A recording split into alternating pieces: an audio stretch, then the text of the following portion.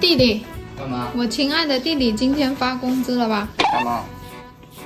就是说现在天气不是太热了吗？爸妈房间都没有空调，我想着装一台给他们。哦，那你就装啊。不是装修吗？我的钱都用完了，预算不够，所以呢，你给500我，剩下不够的我出。可以啊。这么爽快的吗？要不然呢？老板娘，哎，我来啦！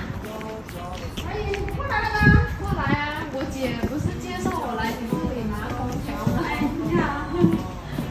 没有出去送货是吧？刚刚准备要出去，我还以为说问一下你什么时候过来。推荐一台实惠一点的，然后我家是17平方，那个房间在2楼，上面没有东西隔住的，就顶楼。那最起码要1.5匹吧那就要一台1.5P 的。，1.5匹，它以及价格收益，那就要这一台。这是直流变频的。反正熟人介绍的，我也不用看那么多。你是啊，等一下叫师傅车过去给我就行了。行，可以的。把空调装在这个房间，就是全部都装修好之后，我爸妈就上2楼住了。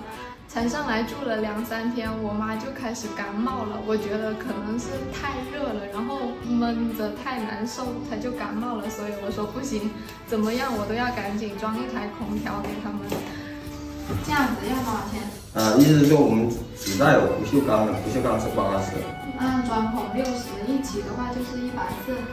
行，装在这个位置就行了。然后那个插排放在这里，从这里钻孔出去。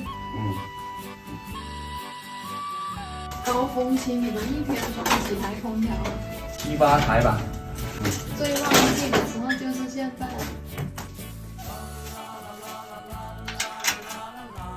装好了是吗？哇，已经开着了，来辛苦了，喝点水。这样吧，有冷气出来了。装好这个空调我就舒服了，想着我爸我妈睡觉也可以凉快一点。